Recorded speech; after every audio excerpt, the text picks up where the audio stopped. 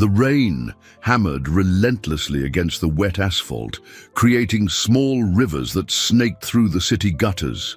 Edward Mendez adjusted the collar of his expensive coat as he walked briskly through the deserted downtown streets. At 52, the businessman had built a financial empire few dared to challenge. But on that cold December night, he felt strangely vulnerable. His business meetings always ended late, and he preferred to walk to the parking garage rather than call his driver. The exercise helped him process the day's decisions, though his reflections were always solitary. Edward had lived alone for so long that he had forgotten what it was like to share thoughts with another person. His empty mansion awaited him, just as it did every other night for the past 20 years. The echo of his footsteps reverberated between the buildings when a child's voice cut through the pre-dawn silence like a blade. It was a desperate sound, laden with an anguish that made his heart pound. Edward stopped abruptly, trying to pinpoint the source of the plea that seemed otherworldly. "Daddy, you promised you'd take care of me." The voice trembled with cold and desperation. Following the sound, Edward turned towards a narrow alley between two commercial buildings. The smell of wet garbage and urine assaulted his nostrils, but he continued advancing, guided by an instinct he couldn't explain. His hands trembled slightly as he reached for his phone to use as a flashlight. The dim light revealed a scene that would be forever etched in his memory. A girl about 5 years old was kneeling before a man stumbling against the brick wall. Her brown hair was drenched, stuck to her pale, dirty face. She wore no shoes, and her ragged clothes barely protected her from the biting cold. In her small arms, she clutched a faded blue stuffed bunny, the only object that seemed to offer comfort.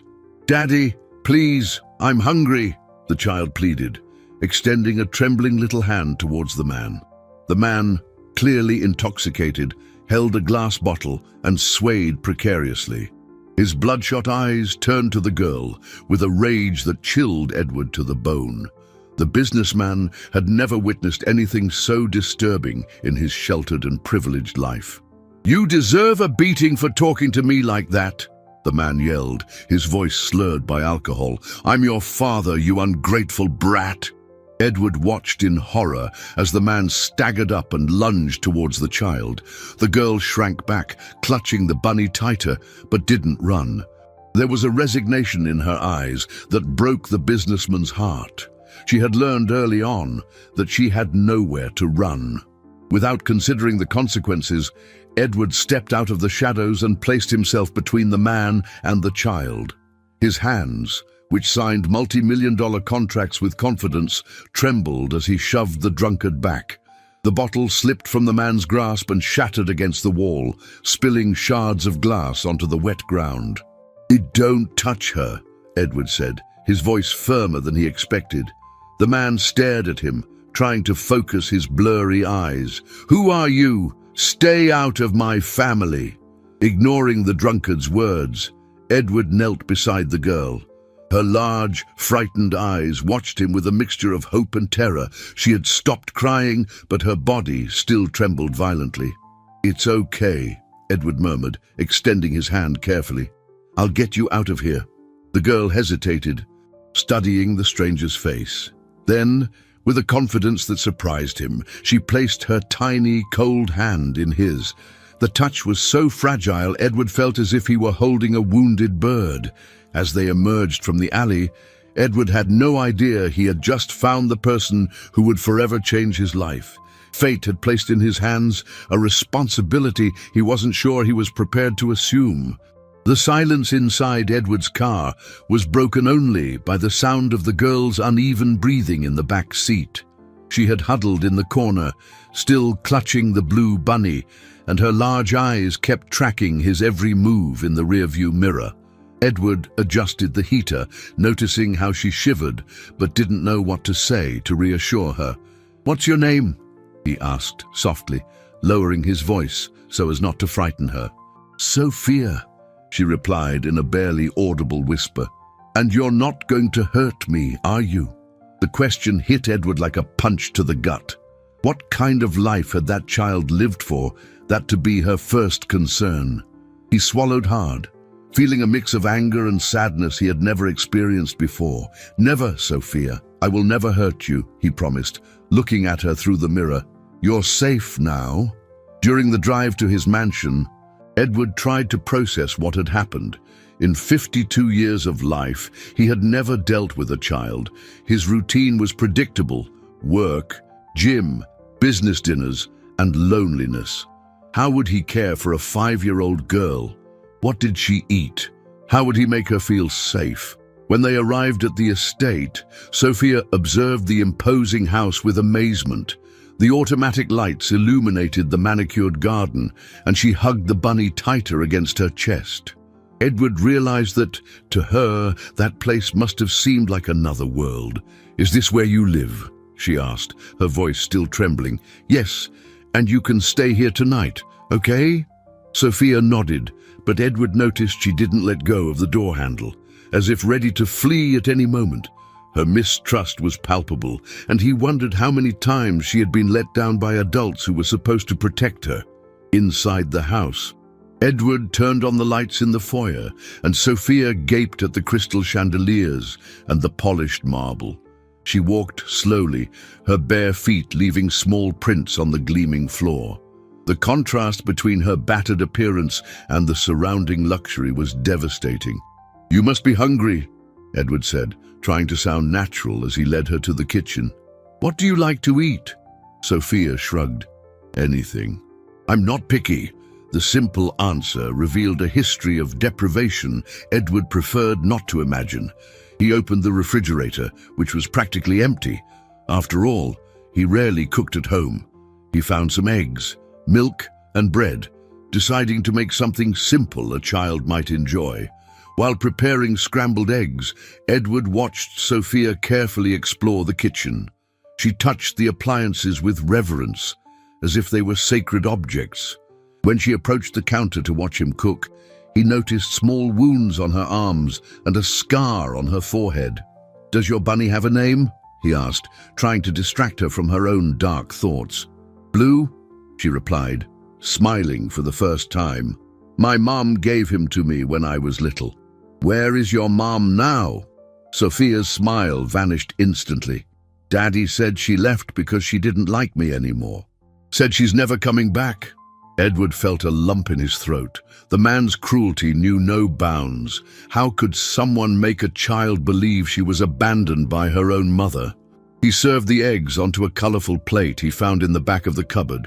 Probably a gift from some client he had never used. Sophia ate with desperate hunger, but with polite manners that surprised him. Between bites, she watched him cautiously, as if still expecting him to change his mind about helping her. "Where can I go tomorrow?" she suddenly asked, leaving Edward speechless. The question revealed the cruel reality. That girl had nowhere to go, no home, no family who wanted her, no guaranteed future. And now, inexplicably, she had become his responsibility. "You don't need to worry about that today," Edward replied, unaware of the promise he was making. Today, you just need to sleep and feel safe." But as he prepared a guest room for Sophia, Edward knew his life had changed forever that rainy night. Morning arrived with rays of sun invading the guest room, but Edward hadn't slept. He spent the entire night checking on Sophia, watching her sleep, clutching the blue bunny. It was the first time in decades he had genuinely worried about someone else's well-being, and the feeling was overwhelming. When Sophia woke up, her eyes immediately searched for him, as if fearing it had all been a dream. Edward was sitting in the armchair beside the bed, still wearing the clothes from the day before, and smiled when he saw her wake up. "Good morning, Sophia. Did you sleep well?" She nodded shyly, sitting up in bed. "I thought you were going to leave during the night." "I'm not going anywhere," Edward replied, unaware of why he was making this promise. "How about we have breakfast?" In the following days, Edward cancelled all business meetings, telling his secretary he had a family emergency. It wasn't exactly a lie. Sophia had become the family he never knew he needed. He spent hours watching her, Trying to understand her needs and fears, the girl was extraordinarily polite for her age, always asking permission before touching anything, and thanking him for every small gesture of kindness. But Edward noticed she never relaxed completely, always alert, like a wild animal ready to flee at the slightest sign of danger. "Sophia, you can play with anything you want here," he said on the third day, seeing her gaze longingly at a bookshelf. "This is your home now." "For how long?" she asked, the question heavy with a sadness that broke Edward's heart. "As long as you want to stay." But even with his assurances, Sophia remained cautious. She ate little, slept lightly, and jumped at the slightest noise. Edward realized she had learned to survive in a state of constant alertness, and it revolted him deeply. On the fourth day, Edward decided he needed to buy clothes and shoes for Sophia. She had showered and was wearing one of his shirts, which covered her like a dress. When he suggested they go out to buy clothes, she panicked. "I don't want to go out," she said, hiding behind the armchair. "Well, what if he's out there?" Edward knelt down to her level, choosing his words carefully. "Who is he, Sophia?" "The man who said he's my father. He always finds me when I try to run away." The revelation left Edward cold. Sophia wasn't just traumatized. She was being stalked. The man in the alley wasn't just a neglectful father. He was a predator, deliberately terrorizing a child. "Did he hurt you other times?" Sophia discreetly showed him some scars on her arms. "When he drinks too much, he gets angry. Said I'm just like my mother and I deserve to be beaten." Edward felt a rage so intense he had to control himself not to yell. How could a man be so cruel to a defenseless child? He promised himself he would never let anyone hurt Sophia again. "He won't find you here," Edward said, his voice trembling with contained emotion. "I won't let him." That afternoon, Edward called his personal lawyer, Marcus Bell, a man he had known for 15 years and trusted completely. He explained the situation, omitting only a few details about how he had found Sophia. "Edward, you need to understand, this is complicated," Marcus said over the phone. "You can't just take someone else's child. Even if your intentions are good, there are legal procedures." "Then tell me what they are," Edward replied, determined. "I'll do whatever it takes." Marcus explained about adoption processes, temporary guardianship, and reporting child abuse. Everything seemed bureaucratic and time-consuming, while Sophia needed immediate protection. Edward realized he had entered a completely new world, where money and influence didn't guarantee quick solutions. When he hung up the phone, he found Sophia standing in the doorway, clutching Blue. She had overheard the conversation, and her silent tears revealed she had perfectly understood the situation. Are you going to turn me over to him?" she asked, her voice barely audible. Edward picked her up, feeling how light and fragile she was. "Never, Sophia. I will fight for you with everything I have." But deep down, he knew the battle had just begun. The intercom buzzed at 7 in the morning on a Friday, waking Edward from a restless sleep. He had spent the night planning how to resolve Sophia's legal situation, but hadn't expected reality to knock on his door so early. When he answered, the doorman's voice sounded tense. "Mr. Edward, there's a man here saying he's here to pick up his daughter. He's very agitated and insists you have a child that belongs to him." Edward's heart pounded. He knew exactly who it was, but wasn't prepared for this confrontation. Sophia was having breakfast in the kitchen, finally relaxed after a few days of security. How could he protect her without frightening her even more? "Don't let him in," Edward told the doorman. "I'll go down to talk to him." But before he could move, Sophia appeared in the living room, her eyes wide with terror. She had recognized the man's voice, even through the intercom, and her entire body trembled violently. "He found me," she whispered, hiding behind Edward. "I knew he would find me." Edward knelt down to her level, holding her shoulders firmly. "Sophia, look at me. You are safe. He's not getting in here." "I promise." But his words were interrupted by shouts coming from the gate. The man was screaming obscenities and threats, his drunken voice echoing through the complex. Edward realized he needed to act quickly before the situation got out of control. "Go to your room and lock the door," Edward instructed. "Don't come out until I get back." Sophia ran upstairs, clutching Blue, and Edward went down to confront the man who had tormented that child for so long. When he reached the gate, he found a middle-aged, overly thin man with dirty clothes and bloodshot eyes.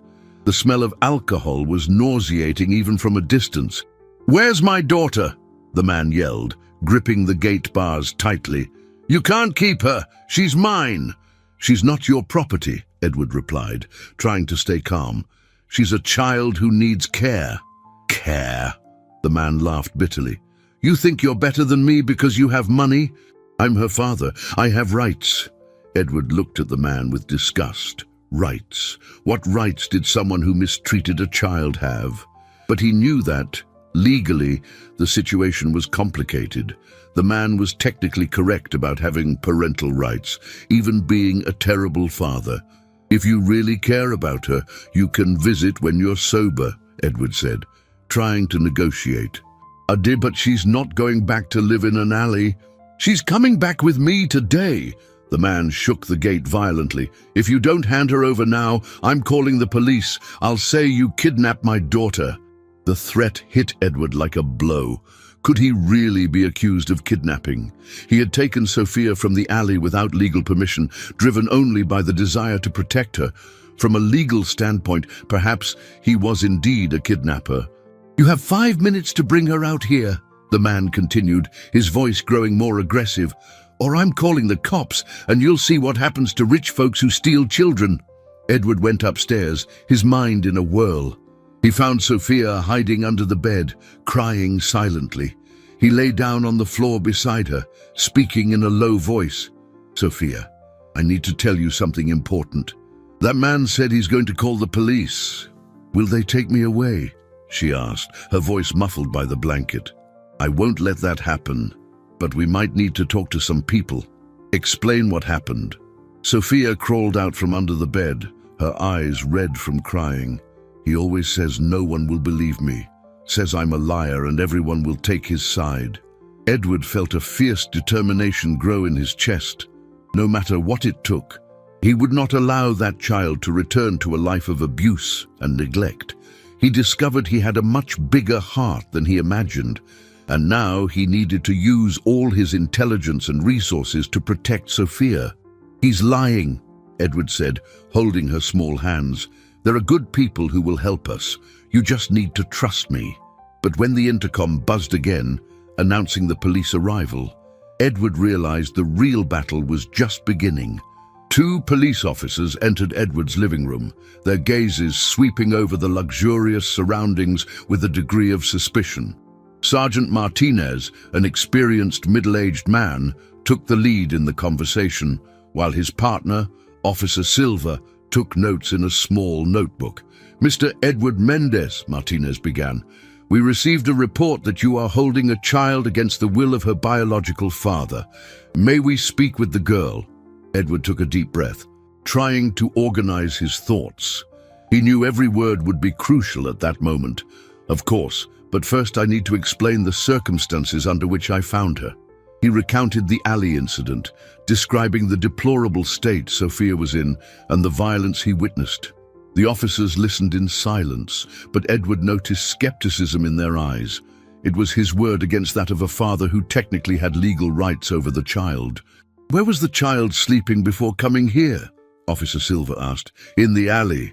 She told me she had no home because her father sold everything to buy alcohol." Martinez frowned. "Mr. Edward, we understand your concern, but we cannot base legal decisions solely on your account. We need to hear all sides." Outside, Sophia's father continued shouting, his drunken voice demanding his daughter back. Edward could feel the officer's discomfort with the situation. It was obvious the man was intoxicated, but that didn't automatically nullify his parental rights. "May I speak with the girl?" Martinez asked. Edward hesitated. Sophia was terrified, hiding in the bedroom, and he feared the officer's presence would traumatize her even further. But he also knew he had no choice. Refusing could worsen his legal situation. She's very frightened. Could you be gentle with her? When they went upstairs to get Sophia, Edward found her huddled in the corner of the room, clutching the blue bunny. Her eyes were red from crying, and she trembled visibly upon seeing the uniforms. "Hi, Sophia," Officer Silver said, crouching down to the child's level. "I'm Officer Silver. We just want to talk to you, okay?" Sophia clung to Edward's leg, whispering, "Are they going to take me away?" "No one is going to take you now," Edward replied, stroking her hair. "We're just asking some questions." The conversation with Sophia was revealing. In a trembling voice, she recounted the nights in the alley, the constant hunger, and the times her father hurt her when he was drunk. She discreetly showed the scars on her arms, explaining how each one had been inflicted. Martinez and Silva exchanged meaningful glances. It was impossible to pretend they didn't see the signs of abuse, but the legal situation remained complicated. They had to follow protocol, even when it was obvious the child was better off away from her biological father. "Sophia, where is your mother?" Silva asked gently. "Daddy said she left because she didn't like me," Sophia replied, lowering her eyes. "Said she's never coming back." Edward noticed the officers seemed visibly uncomfortable with the answer. A mother who simply abandoned her young daughter. Something was wrong with that story, but they couldn't investigate everything at the moment. When they came back downstairs, Sophia's father was gone. The doorman reported that he had left muttering threats, but promising to return. His absence further complicated the situation. The officers couldn't assess his condition or ask important questions. "Mr. Edward," Martinez said, putting away his notebook, "will need to involve Child Protective Services. This situation needs to be assessed by specialized social workers." Edward felt the ground slip out from under him. CPS meant bureaucracy, investigations, and possibly Sophia being placed in a shelter while they decided her fate. All he wanted was to protect her, but the system seemed determined to complicate things. "How long will this take?" he asked. "It could take weeks or months," Silva admitted. But the child can stay here temporarily, as long as you commit to cooperating with all investigations." Edward looked at Sophia, who watched him with eyes full of fear and hope. He had no idea how to navigate the legal system, but knew he couldn't give up on her now. "I'll do whatever it takes," he promised, unaware that this would be just the first of many battles he would have to face.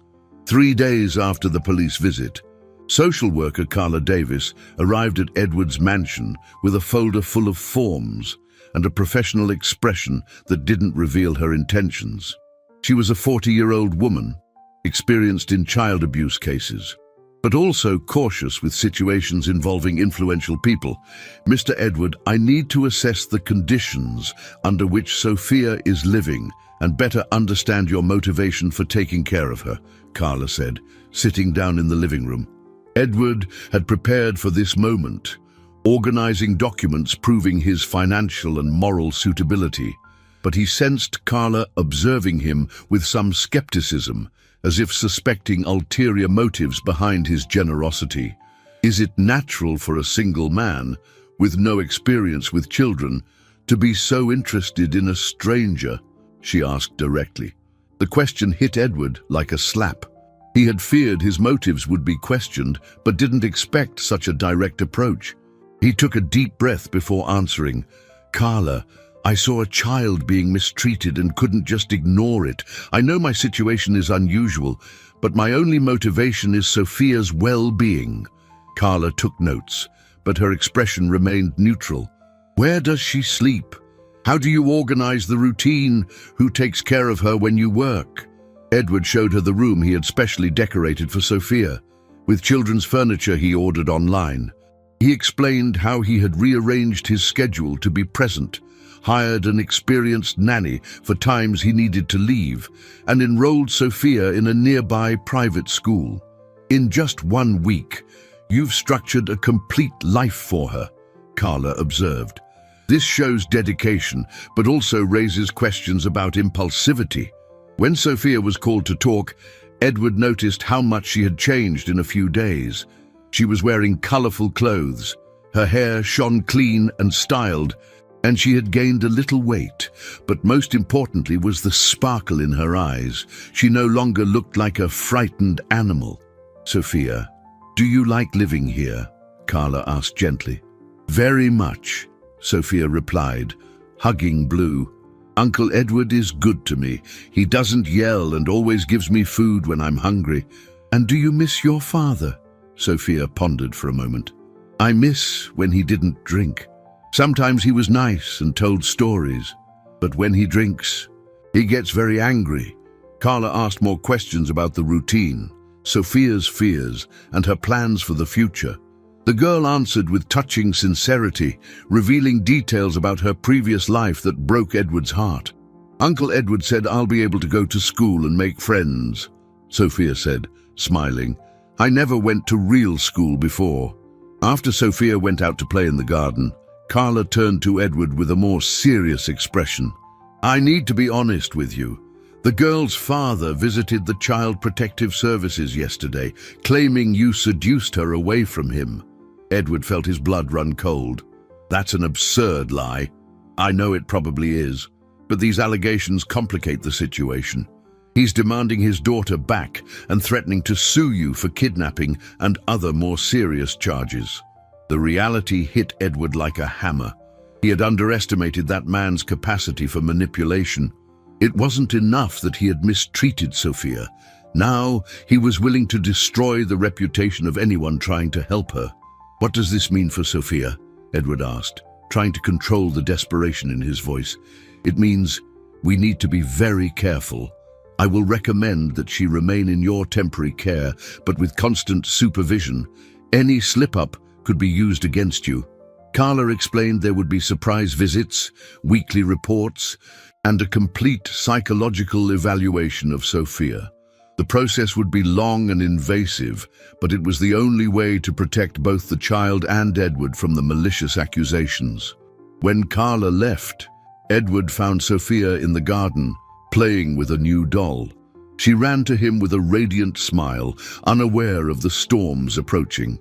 "Uncle Edward, did the lady say I can stay here?" "For now, yes, my dear," he replied, hugging her tightly. But maybe other people will come visit to make sure you're happy." Sophia nodded, confident. "They'll see I'm happy here. You make me feel safe." Edward looked at the sky beginning to darken, knowing that the next few weeks would be a battle for the soul of an innocent child.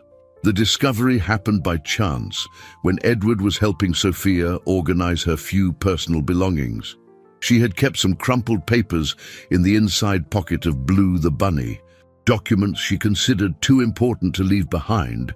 When she laid them out to dry after washing them, Edward noticed something that made his heart stop. It was a deteriorated but still legible birth certificate.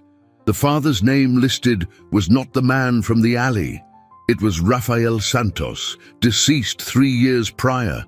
The man who had been terrorizing Sophia and claiming parental rights was, in fact, just a stepfather. "Sophia," Edward called gently, holding the document with trembling hands. "Who is Rafael Santos?" Sophia's eyes instantly filled with tears.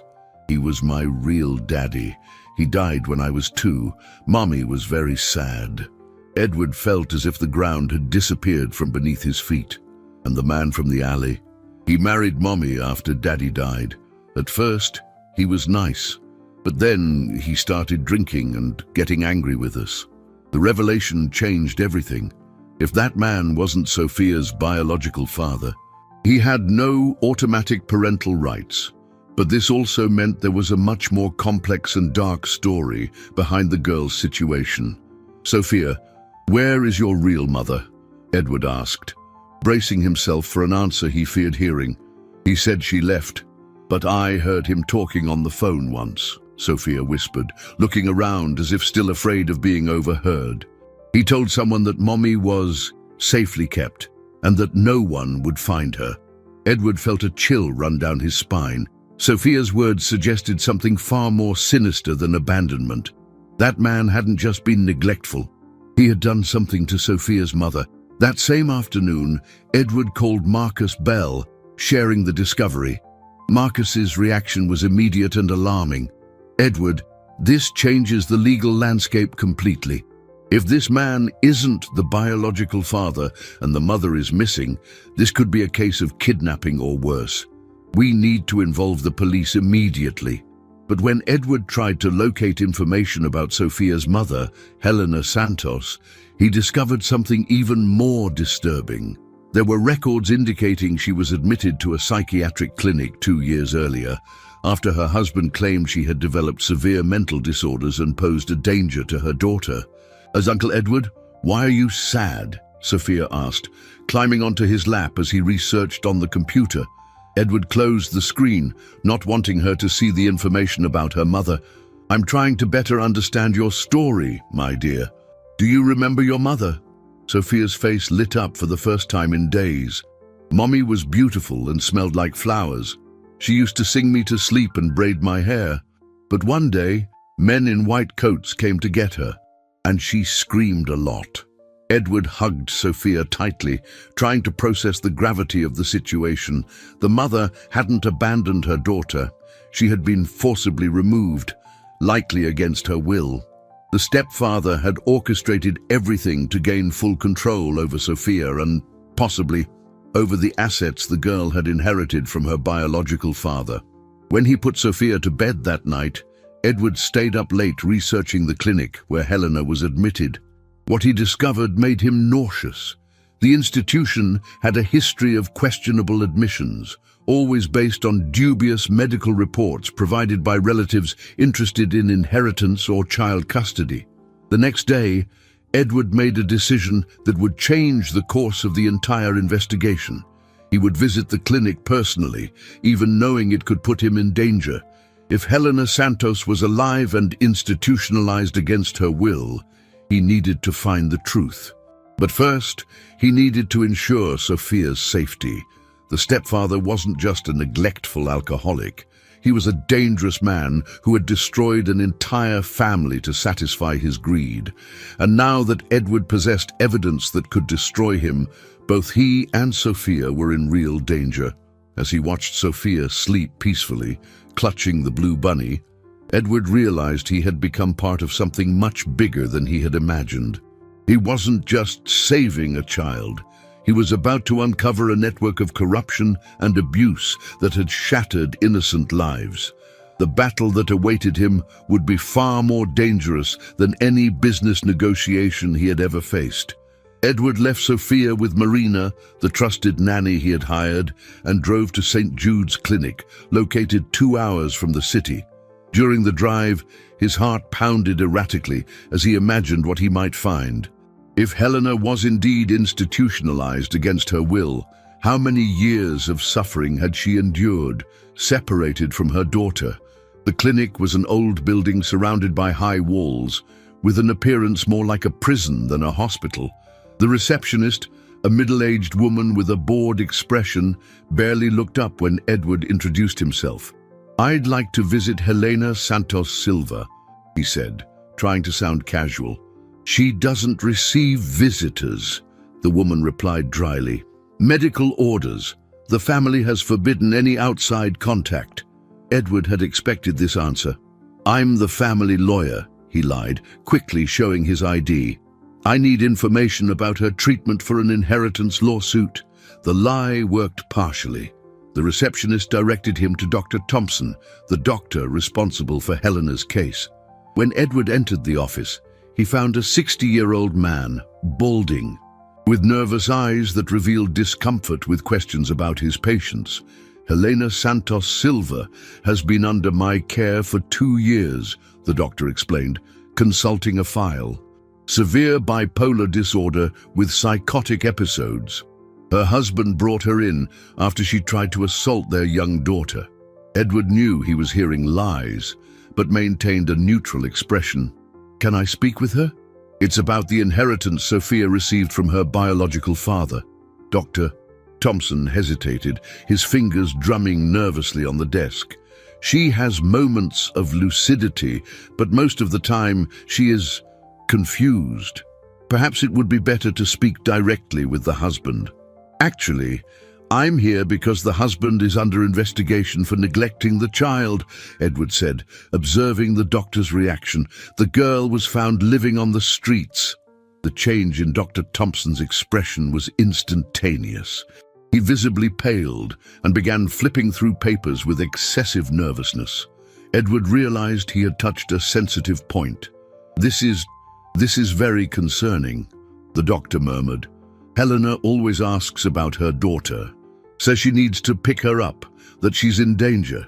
And you thought those were delusions. The husband always said the child was well cared for. He brought photos. Edward felt a growing anger. Dr. Thompson, I need to speak with Helena. This is a matter of life and death for a 5-year-old child. After much hesitation, the doctor agreed to take Edward to Helena, but only for 5 minutes and under his supervision. They walked through dimly lit corridors until they reached a wing that looked more like a prison, with locked doors and barred windows.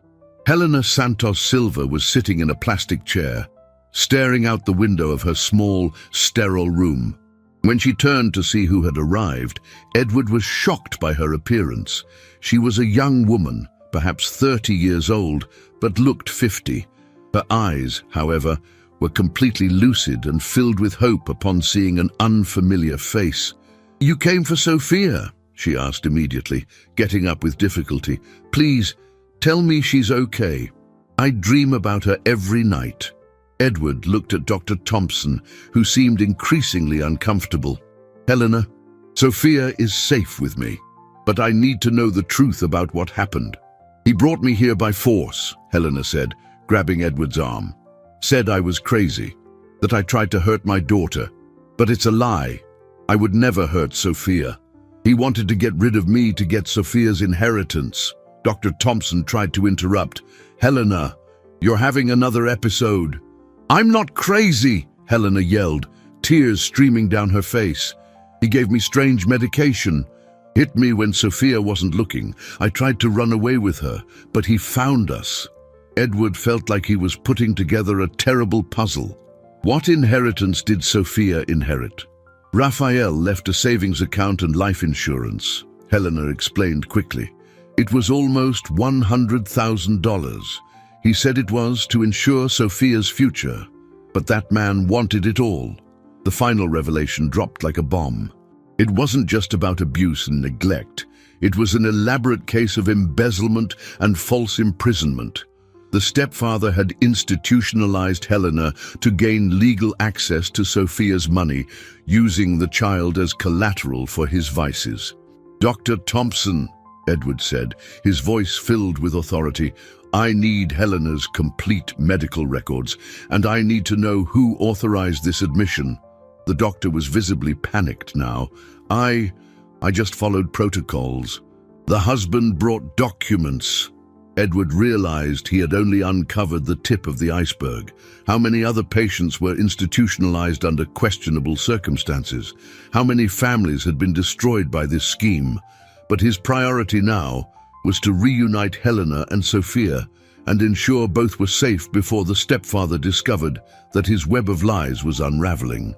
Edward left the clinic with a folder full of documents that Dr. Thompson had handed him with trembling hands, fearing the consequences of his complicity in the scheme. During the drive back, he called Marcus Bell, relating everything he had discovered. Marcus's response was alarming. "Edward, you need to leave town immediately. If this man finds out you found Helena, both you and Sophia will be in mortal danger. We're dealing with people who didn't hesitate to destroy an entire family. But Edward couldn't simply flee and leave Helena in the clinic. She had suffered 2 years of false imprisonment, forcibly medicated and separated from her daughter. Every minute that passed was torture for a mother who didn't know if her child was alive or dead. When he arrived home, he found Sophia playing in the garden with Marina, oblivious to the whirlwind of events unfolding around her. Upon seeing him, she ran into his arms with the radiant smile she had learned to give in the last few days of security. "Uncle Edward!" Marina taught me how to make bracelets. Want to see? Edward hugged Sophia tightly, feeling the weight of responsibility on his shoulders. How could he explain to a 5-year-old girl that her mother was alive and that they would be reunited soon? How to prepare a traumatized girl for another radical change in her life? Sophia, I need to tell you something very important, he said, sitting down on the garden floor beside her. I found out your mommy is alive. Sophia's eyes widened, and blue fell from her hands. Mommy is alive. Where is she? Why didn't she come get me? She's in a place where bad men kept her away from you, but we're going to get her, and you'll be together again. Sophia started crying, but they were tears of relief and joy. I knew she hadn't abandoned me. I knew she loved me. That night, Edward developed a plan with Detective Anna Miller and her specialized legal team.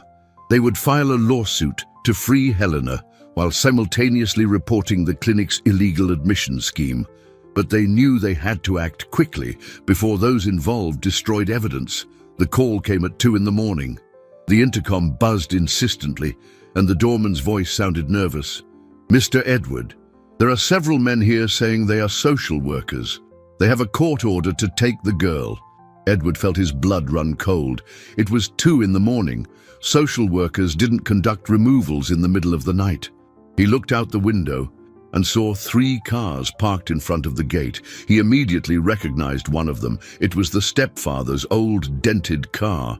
Don't let anyone in, he instructed the doorman. Call the police immediately. Edward ran to Sophia's room. Finding her awake and frightened by the noise, she clung to him, trembling with fear. It's him, isn't it? She whispered. He came to get me. I won't let anyone take you, Edward promised, picking her up. We're going to a safe place. He had prepared an emergency bag after talking with Marcus, anticipating that something like this might happen. Where are we going? Sophia asked, clutching Blue tightly as Edward drove through the empty streets in the early morning hours. To a hotel where we'll stay until we get your mother, Edward explained.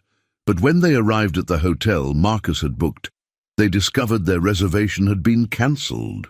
The receptionist, visibly nervous, said he had received a call informing him that Edward Mendez was being investigated for child kidnapping. Edward realized his pursuers had broader connections than he imagined. They could track his movements and influence people even before he arrived at places. It was clear the scheme involved more people than just Sophia's stepfather. Driving aimlessly through the dark streets, Edward called Marcus. They know our every move. How is this possible? Edward, I just discovered something terrible, Marcus replied, his voice tense. The judge who signed Helena's admission order also signed several other suspicious admissions. We're dealing with a network of corruption involving the judiciary. Edward stopped the car at a 24-hour gas station, trying to organize his thoughts. Sophia slept in the back seat, exhausted by the stress of the escape. Looking at her, Edward made the most difficult decision of his life. He couldn't keep running with Sophia while Helena remained imprisoned. It was time to directly confront those who had destroyed a family, even if it meant risking his own life.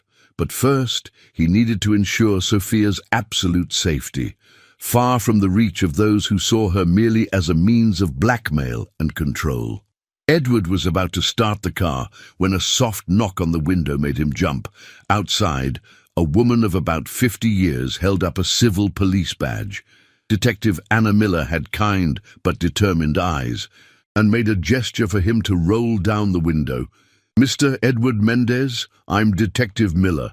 I know you're being pursued and I've come to offer help. Edward hesitated, remembering Marcus's advice about trusting no one, but something in the detective's demeanor reassured him. She hadn't arrived with sirens or other officers. She was clearly acting unofficially. How did you find me? He asked, keeping the car running for a possible escape.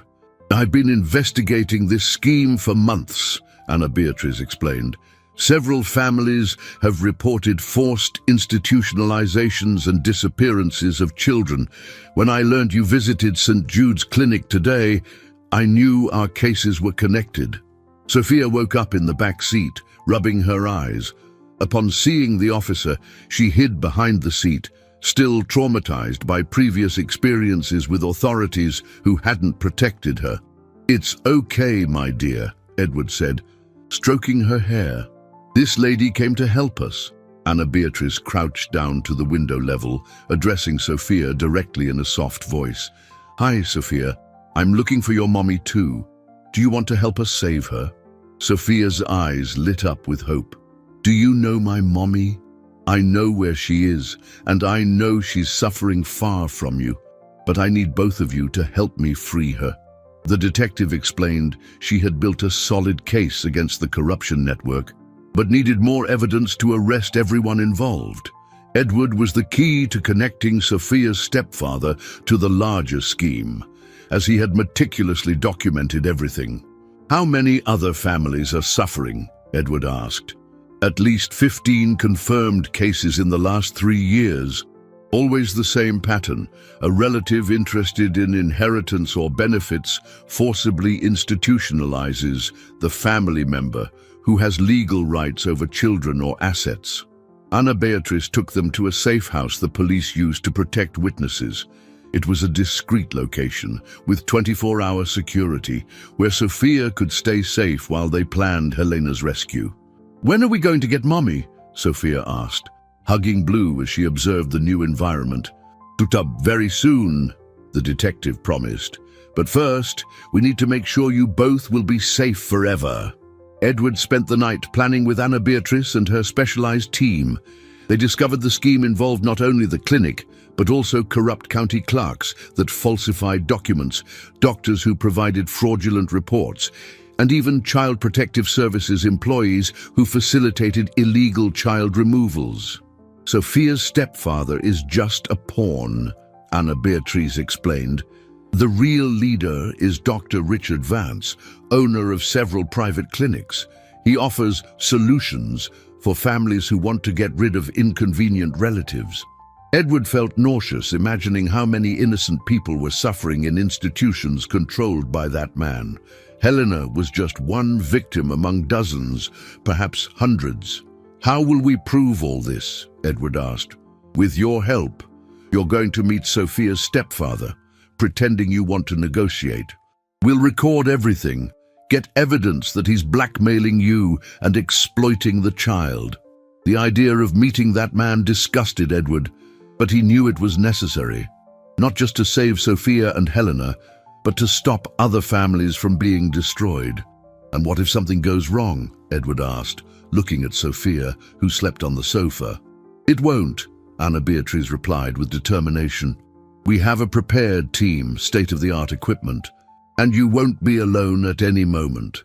The next day, Edward received a call from the stepfather, as the detective had predicted.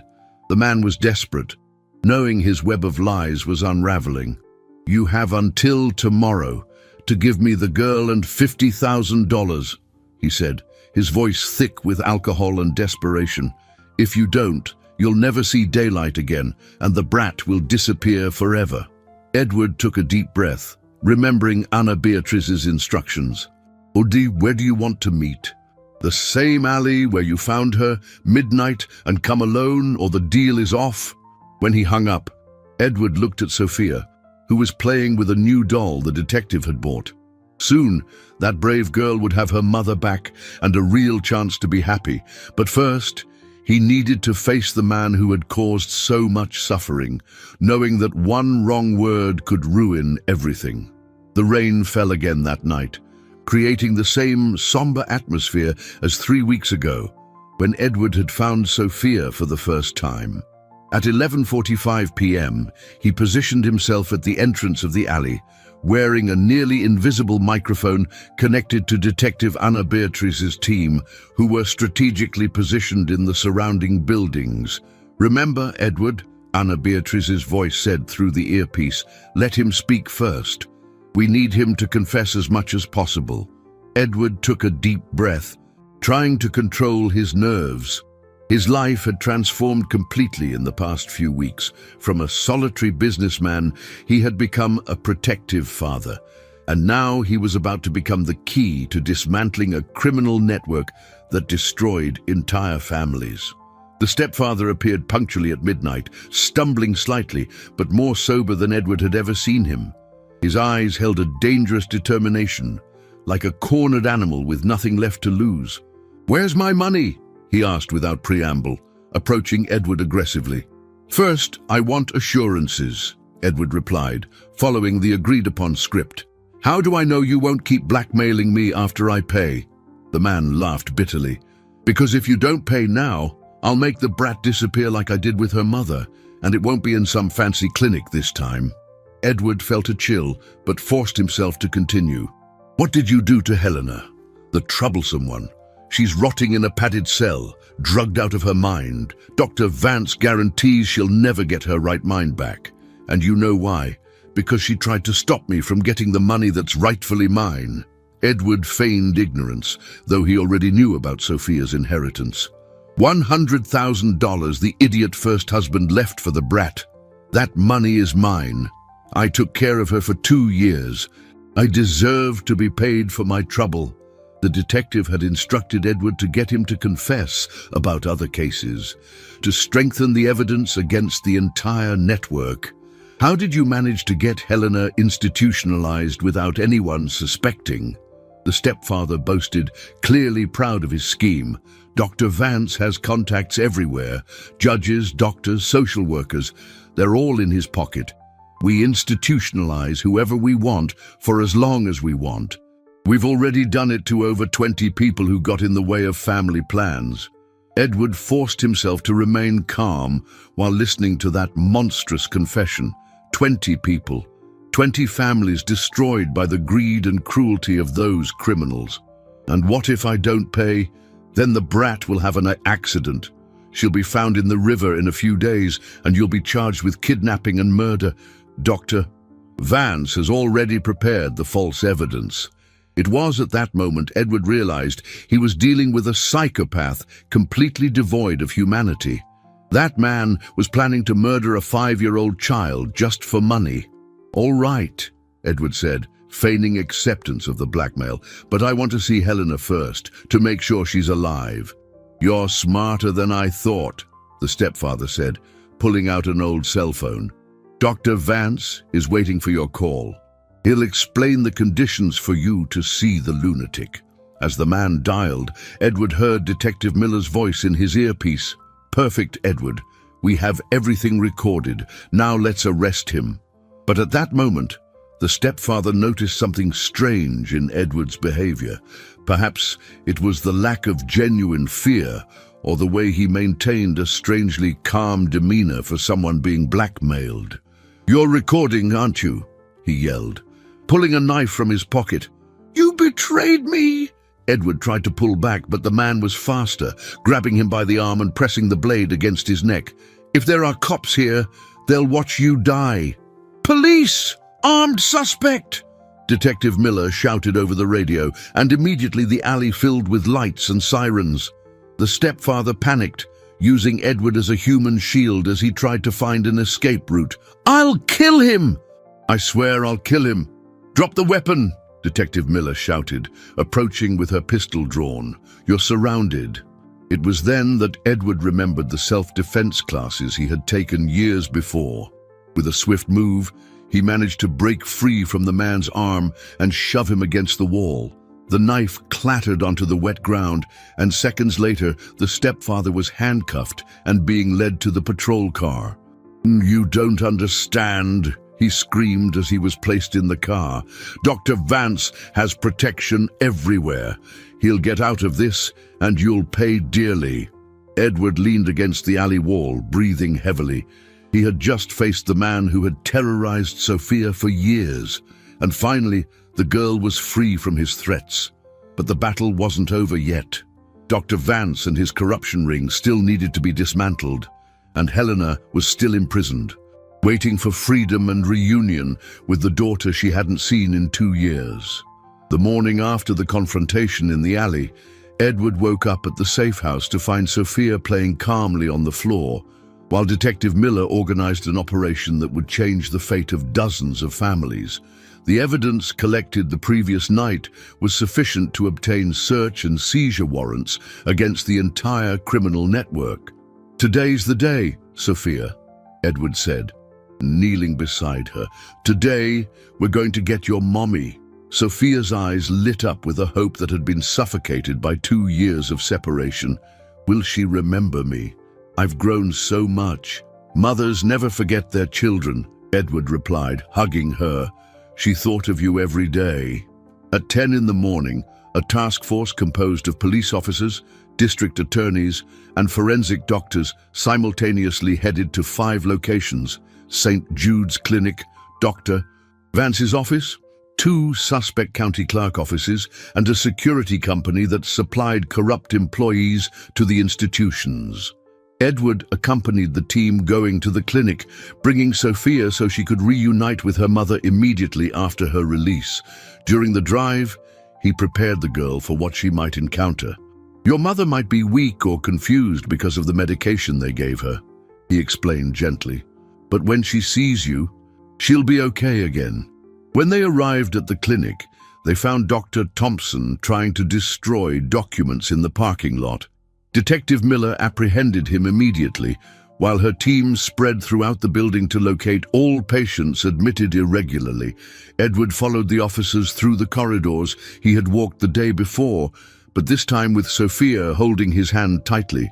The girl was nervous, but determined to reunite with the mother she had cried for during so many lonely nights. "Mommy!" Sophia shouted when she saw Helena through the room's glass window.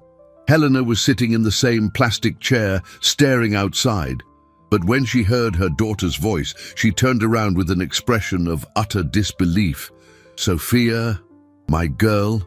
Helena stood up with difficulty, her hands trembling as she tried to process if she was dreaming or if her daughter was really there.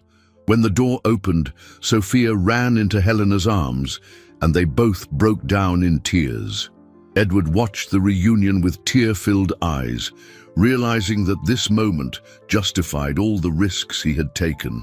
"I knew you would come back for me," Helena cried, showering Sophia's face with kisses. "I never stopped believing." "Mommy, Uncle Edward saved me," Sophia said, pointing to Edward. "He gave me food, clothes, and promised we'd find you." Helena looked at Edward with gratitude that couldn't be expressed in words. "How can I ever thank you for taking care of my daughter?" "Seeing you together again," Edward replied, his voice thick with emotion. "That's enough." While Helena received medical attention to reverse the effects of the medication she'd been forced to take, Detective Miller coordinated the release of other patients. In total, 18 people were found admitted irregularly, some for over 3 years.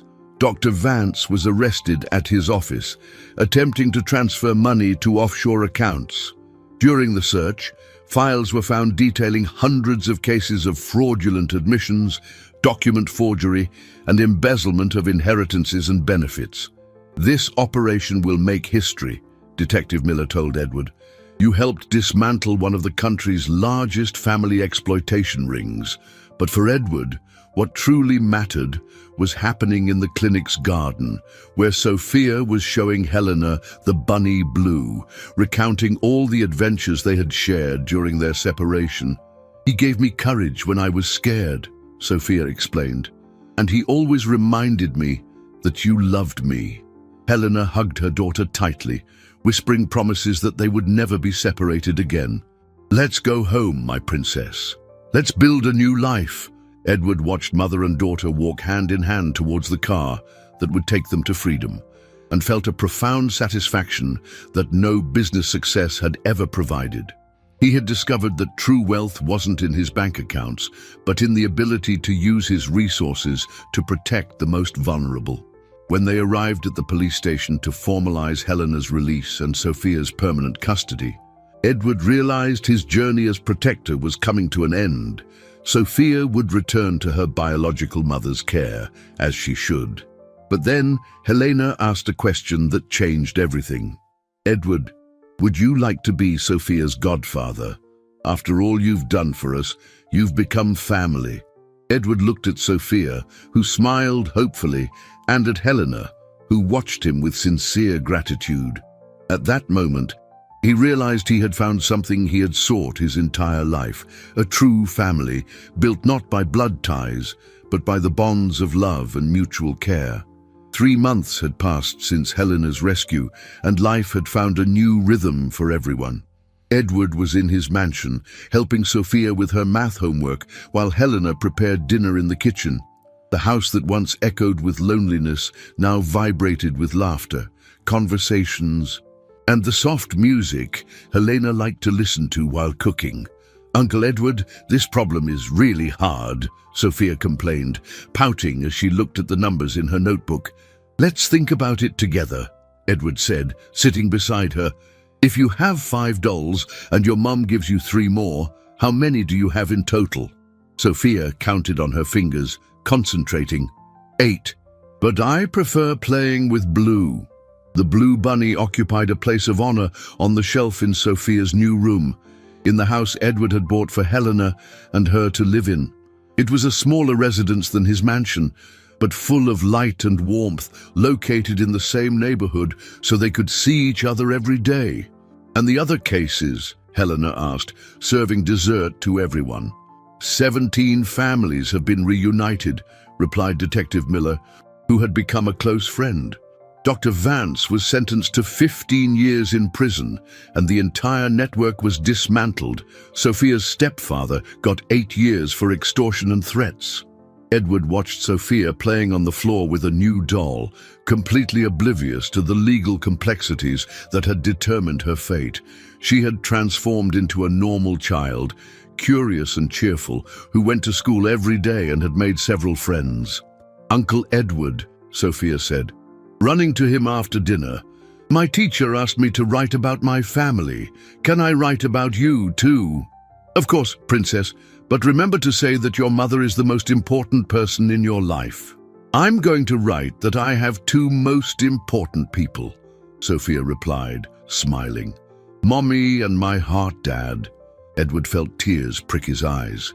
At that moment, he realized he had found not just a family, but also a greater purpose for his life. His financial resources now had a profound meaning. They were tools to protect other children like Sophia and reunite other families like theirs. "Edward," Helena said that night after Sophia had fallen asleep, "I have a proposal for you." They were on the porch of the house, watching the stars shining in the clear sky. Edward had grown accustomed to these moments of quiet conversation when they could reflect on the day and plan for the future. "And Sophia wants you to officially become her godfather," Helena continued. "She wants to have a ceremony with a party and everything. What do you think?" Edward smiled, imagining Sophia planning all the details of a party to make official what was already a reality in their hearts. "I think that would be the honor of my life." 3 months later, in a moving ceremony at the same church where Raphael had been baptized, Edward formalized his role as Sophia's godfather. Detective Miller was the godmother, and the entire team that had worked on the case was present to celebrate. Sophia wore a white dress with blue accents, the color of blue, and carried her bunny in her arms throughout the ceremony. When the priest asked if Edward promised to care for and protect Sophia for the rest of her life, his answer echoed through the church: "I promise forever and a day more." After the party, as they were at home organizing the gifts Sophia had received, she asked a question that perfectly summarized the journey they had taken together. "Uncle Edward, do you regret finding me in that alley?" Edward knelt down to her level, holding her small hands tenderly. "Sophia, finding you was the most important thing that happened in my life. You taught me that true wealth lies in the people we love. And you taught me that there are good adults who protect children," she replied, hugging him tightly. Helena watched the embrace between her daughter and the man who had become much more than a hero. He had become family. At that moment, she knew Sophia would grow up knowing she was unconditionally loved and would always have a safe place in the world. Edward looked around the house filled with laughter, toys, and love, and realized his transformation was complete. The solitary businessman had found his true calling: to be a father, protector, and defender of those most in need of care. Outside, the rain began to fall again, but this time there was nothing somber about it. It was just rain, washing the world towards a new beginning, just as that night in the alley had washed Edward's soul and given him a new life. Sophia fell asleep on the sofa, between Edward and Helena, clutching Blue as they planned the next adventures they would share as a family. And for the first time in his life, Edward Mendez knew for sure that he was exactly where he was meant to be.